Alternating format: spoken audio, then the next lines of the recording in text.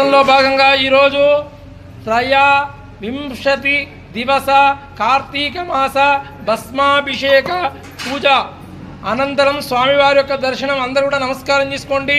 ఓం నమః శివాయ.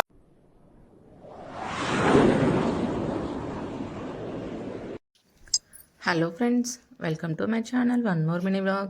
అందరు ఎలా ఉన్నారండి? బాగున్నారా? మేమైతే చాలా బాగున్నామండి. ఇంకా టుడే వ్లాగ్ వచ్చేసి ఏంటంటే కార్తీక మాసంలో ఈరోజు అయితే 23వ రోజు అండి. ఈరోజు స్వామివారికి అయితే విభూతి చేతి అయితే స్వామివారికి అయితే అలంకరణ అయితే జరుగుతుంది. స్వామివారికి అయితే ఇంకా విభూతితో అయితే చాలా బాగా అలంకరణ జరిగింది.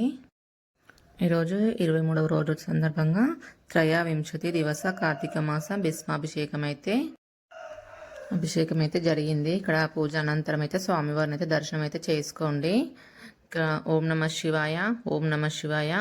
ఇంక ఈరోజు అయితే నేను వ్లాగ్ అయితే పెట్టేసానండి. వీడియో అయితే ఇక్కడ ఎండ్ వరకు అయితే చూసేయండి ఫ్రెండ్స్, ఓకేనా?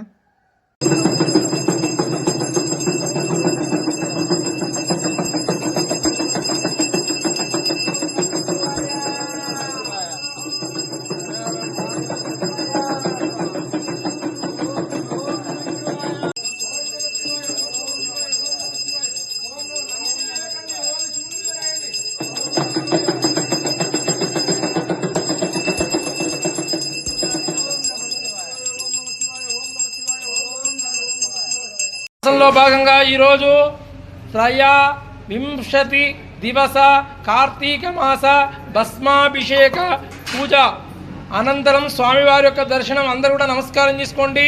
ఓం నమః శివాయ.